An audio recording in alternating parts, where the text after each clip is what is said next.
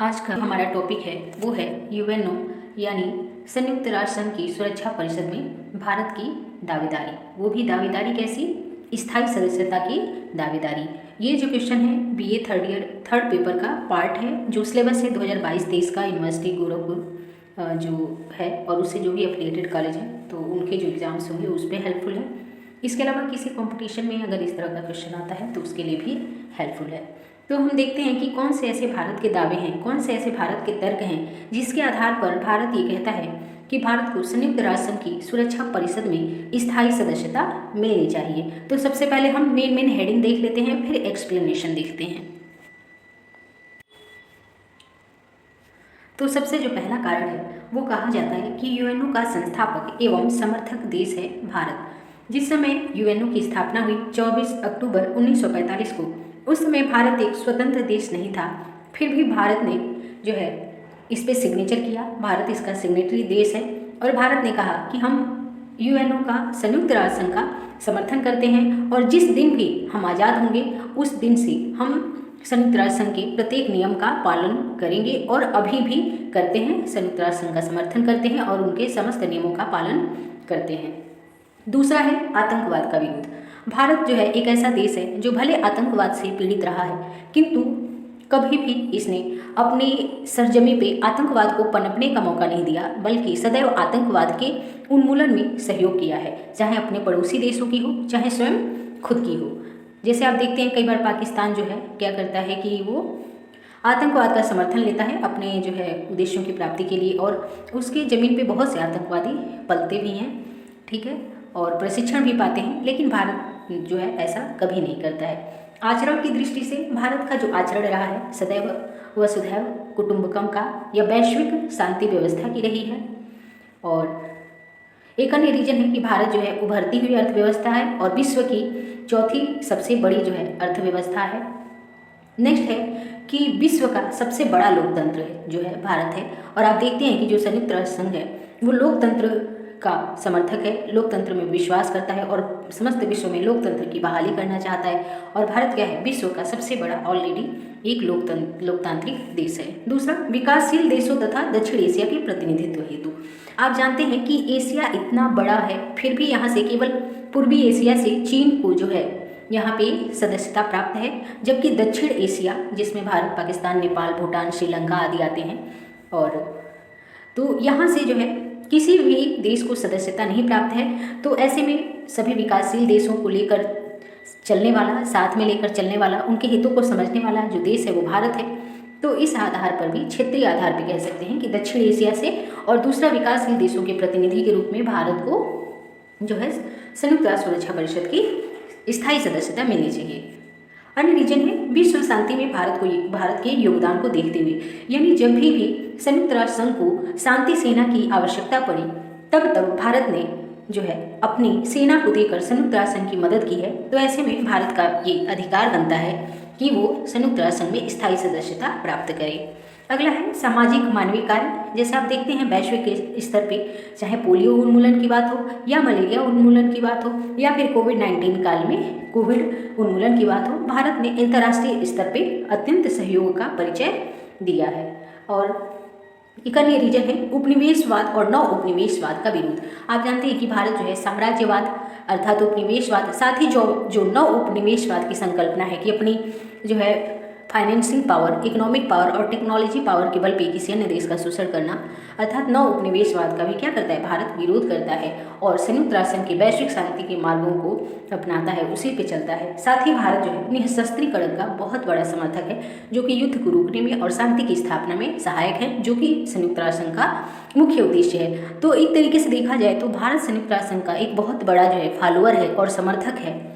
और इस आधार पे, इन उपरोक्त सभी बातों के आधार पे भारत को जो है संयुक्त राष्ट्र संघ की जो सुरक्षा परिषद है उसमें स्थायी सदस्यता मिलनी ही चाहिए। ठीक है, आई होप, मतलब मैं आशा करती हूँ कि संयुक्त राष्ट्र संघ में सुरक्षा परिषद में स्थायी सदस्यता का कितना महत्व है इसे आप लोग परिचित हैं, क्योंकि जो वीटो पावर है किसी भी देश पे कार्यवाही जो करने संबंधी कोई भी ऐसा बिल विधेयक आता है तो वीटो पावर एक ऐसी शक्ति है जिसे 5 देशों को प्राप्त है और वो किसी भी कार्यवाही को करने से रोक सकते हैं, उस पर अपना वीटो लगा सकते हैं। और यहाँ हम डिटेल में देखते हैं संयुक्त राष्ट्र संघ की सुरक्षा परिषद में भारत की स्थायी सदस्यता की दावेदारी क्या है। राष्ट्रों के बदले राजनीतिक आर्थिक परिवेश तथा वैश्विक भूमंडलीकरण के कारण संयुक्त राष्ट्र सुरक्षा परिषद के महत्व एवं उत्तरदायित्वों में गुणात्मक वृद्धि हुई है। वर्तमान अंतर्राष्ट्रीय परिदृश्य में हुए नाटकीय परिवर्तनों से अंतर्राष्ट्रीय सुरक्षा के आयाम भी क्या हुए हैं, बदल गए हैं। अंतर्राष्ट्रीय चुनौतियों को पूरा करने के लिए यह आवश्यक है कि संयुक्त राष्ट्र संघ को प्रगतिशील एवं अधिक लोकतांत्रिक बनाया जाए। संयुक्त राष्ट्र संघ के गतिशील एवं बहुआयामी होने से वैश्विक आतंकवाद, निर्धनता, पर्यावरण क्षरण तथा मानवाधिकार के से संबंधित अनेक तात्कालिक दृश्य पर विजय प्राप्त करने में सफलता प्राप्त की जा सकती है। इन्हीं उद्देश्यों के तहत संयुक्त राष्ट्र संघ के अधिक प्रभावी एवं उत्तरदायी तथा न्यायिक बनाने के लिए सुरक्षा परिषद के पुनः गठन की आवश्यकता है और इसके स्थायी एवं अस्थायी सदस्यों की संख्या में वृद्धि किया जाना चाहिए। भारत संयुक्त राष्ट्र सुरक्षा परिषद की स्थायी सदस्यता का सर्वाधिक उपयुक्त दावेदार है, पात्र है। भारत सितंबर 2004 से ही इसके लिए अपना दावा प्रस्तुत करता रहा है और आज भी लगातार प्रयासरत है। भारत स्थायी सदस्यता प्राप्त करने का अधिकारी है और इस संबंध में वह निम्नलिखित तर्क प्रस्तुत करता है। तो इसमें पहली चीज़ ये है कि भारत प्रारंभ से ही विश्व का शांति एवं सुरक्षा में अपना विश्वास व्यक्त करता रहा है। यह उसके आचरण एवं व्यवहार से भी दृष्टिगोचर होता है। चाहे अफ्रीकी देशों का मामला हो या विकासशील राष्ट्रों के हितों की बात हो, भारत ने सदैव एक गंभीर और संवेदनशील राष्ट्र की भांति आचरण किया है और भारत सर्वे भवन्तु सुखिनः सर्वे सन्तु निरामया की नीति का आचरण करते हुए पुरातन काल से ही विश्व कल्याण की कामना करता है। स्थायी सदस्यता प्राप्त होने पर भी भारत अपनी इसी नीतियों का पालन करेगा।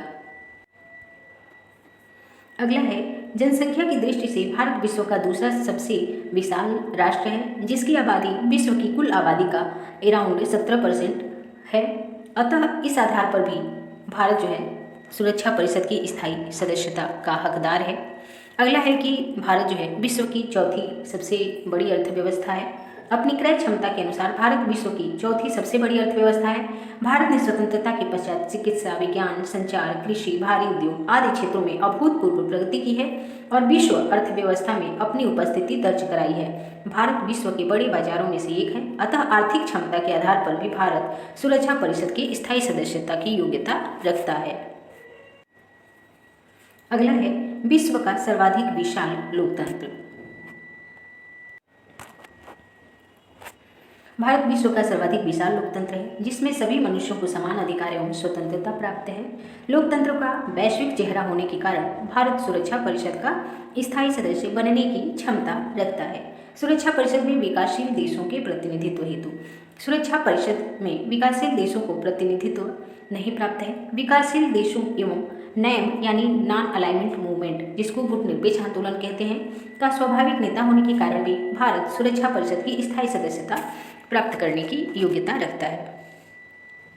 अगला है कि सभी क्षेत्रों को प्रतिनिधित्व मिलना चाहिए।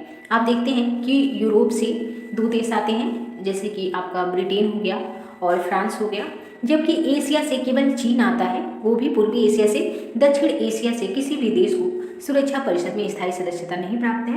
ऐसे में भारत को यह स्थान प्राप्त होना चाहिए।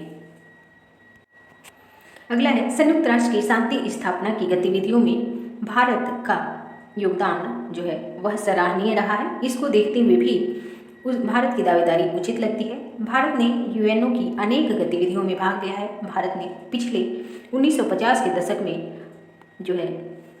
उड़िया, कंबोडिया, वियतनाम, लेबनान आदि देशों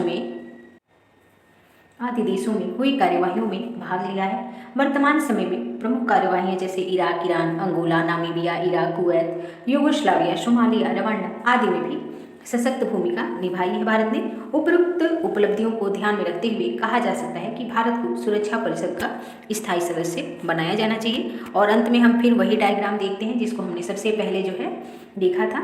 और इसमें रही बात सुरक्षा परिषद में स्थायी सदस्यता की, तो एक G4 करके ग्रुप है, जिसमें कि आपका भारत है, जर्मनी है, जापान है और ब्राज़ील है। ये 4 ऐसे देश हैं जो G4 यानी ग्रुप 4 के सदस्य हैं और ये इनकी मांग है कि इन्हें भी सुरक्षा परिषद में स्थायी सदस्यता प्रदान की जाए, वो भी वीटो पावर के साथ ही एक और संकल्पना इससे जुड़ी हुई है जिसका नाम है Rome of club. Rome of club का मतलब ये है कि जो है ये पाकिस्तान सहित इसमें ऐसे देश शामिल हैं जो भारत की सुरक्षा परिषद में स्थायी सदस्यता का विरोध करते हैं। तो ये दोनों बातें भी आपको पता होनी चाहिए कि G4 कौन है। तो जर्मनी, जापान, ब्राज़ील और भारत जो स्थायी सदस्यता की मांग कर रहे हैं और क्लब ऑफ रोम जो है इस मांग का विरोध करता है। तो आई होप कि आपको क्लियर हो गया होगा कि भारत की जो दावेदारी है स्थायी जो है सदस्यता की सुरक्षा परिषद में वो क्यों है। तो अभी के लिए इतना ही। आगे हम यूएनओ और सुरक्षा परिषद से रिलेटेड और भी टॉपिक्स ले आएंगे, चाहे वो वीटो पावर की बात हो या यूएनओ में अन्य सुधारों की बात हो। तो अभी के लिए इतना ही। धन्यवाद।